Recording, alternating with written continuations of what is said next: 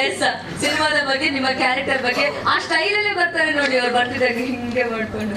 No ಚಾನ್ಸೇ ಇಲ್ಲ. S, ಸಿನಿಮಾದ ಬಗ್ಗೆ ಸರ್. ಎಲ್ಲರಿಗೂ ನಮಸ್ಕಾರ. ಈ ಒಂದು ವೇದಿಕೆಯಲ್ಲಿ ನಿಂತಿರೋದಕ್ಕೆ ನನಗೆ ಖುಷಿ ಆಗ್ತಾ ಇದೆ. ವಾಮನ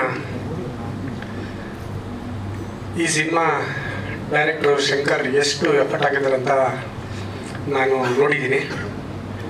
ಅವ್ರಿಗೆ ಯಶಸ್ಸು ಖಂಡಿತವಾಗ್ಲೂ ಸಿಗುತ್ತೆ ಸರ್.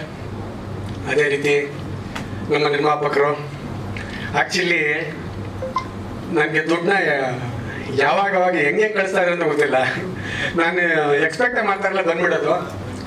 ಚೇತನ್ ಗೌಡ್ರೆ, ನಿಮ್ಗೂ ಒಳ್ಳೇದಾಗಲಿ. ಇನ್ನೊಂದು ಏನಂದರೆ, ನಮ್ಮ ಬಾಸ್ ನಮ್ಮನ್ನೆಲ್ಲ ಚಿನ್ನ ಅಂತಾನೆ ಕರಿತಾ ಇದ್ದೀನಿ ನಾನು. ಆ್ಯಕ್ಚುಲಿ ನಮ್ಮ ಡಿ ಬಾಸ್ ನನ್ನ, ಯಾಕಂದರೆ ನಾನು ಅವರಲ್ಲಿ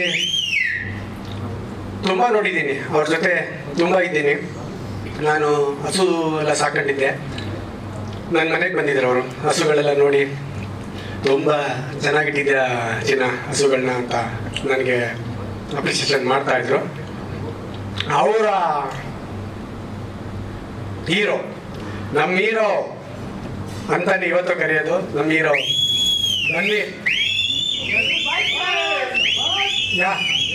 ಬನ್ನಿ, ಇವೇನೇ ತೆಗಿರೋದು ತುಂಬ ದೊಡ್ಡ ಮಟ್ಟಕ್ಕೆ ಹೋಗಲಿ.